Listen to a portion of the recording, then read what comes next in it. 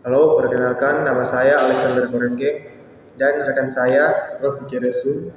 Di sini kami akan menjelaskan tentang rasio-rasio average untuk memenuhi tugas dari mata kuliah manajemen keuangan.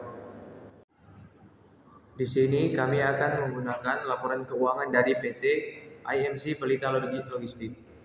Yang pertama ada DAR, yaitu Debt to Asset Ratio, yaitu perbandingan antara total hutang suatu perusahaan dengan total asetnya.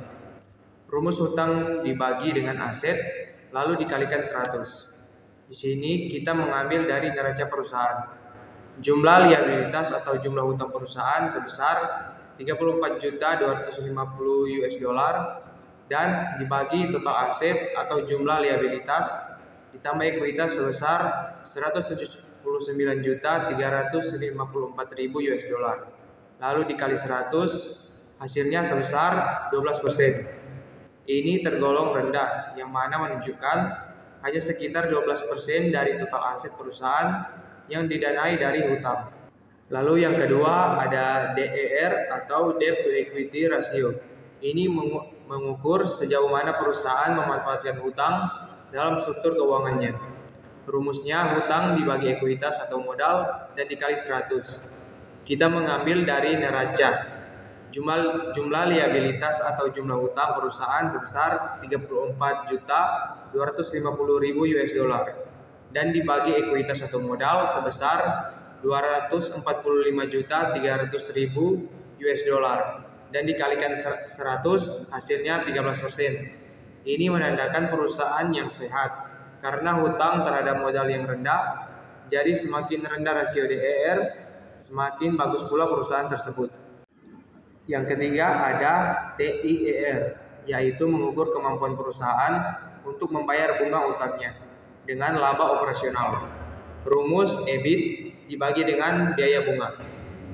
Di sini kita mengambil dari arus kas perusahaan, EBIT atau jumlah laba rugi sebelum pajak penghasilan, yaitu 46.828.000 US dollar dan dibagi bunga 4.077.000 US dollar.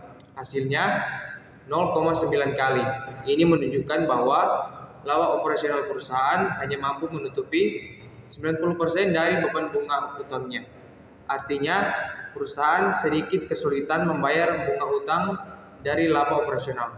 Yang keempat yaitu FCCR atau Fixed Charge Coverage Ratio adalah rasio keuangan yang digunakan untuk mengukur seberapa mampu perusahaan menutupi pembayaran bunga dan sewa. Rumusnya itu EBIT ditambah bunga ditambah angsuran lease dibagi EBIT tambah angsuran lease.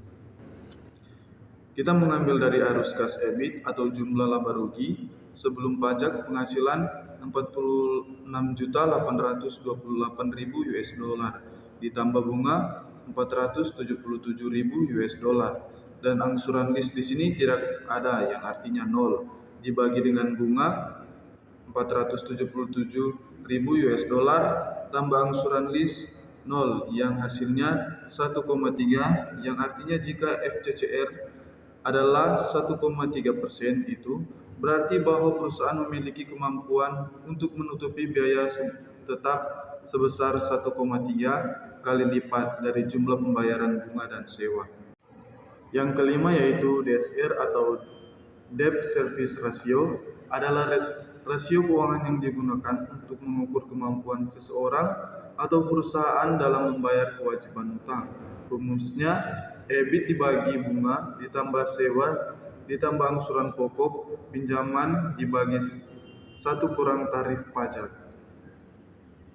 Di sini kita mengambil EBIT atau jumlah laba rugi sebelum pajak penghasilan 46.828.000 US dollar dibagi bunga 477.000 US dollar ditambah sewa 17.986.000 US dollar ditambah angsuran pokok pinjam 22.100.000 US dollar dibagi 1 kurang 0,9, hasilnya 0,20 kali, yang artinya jika DSR adalah 0,20%, itu berarti bahwa setiap bulan perusahaan menggunakan 20% dari total pendapatan untuk membayar hutang.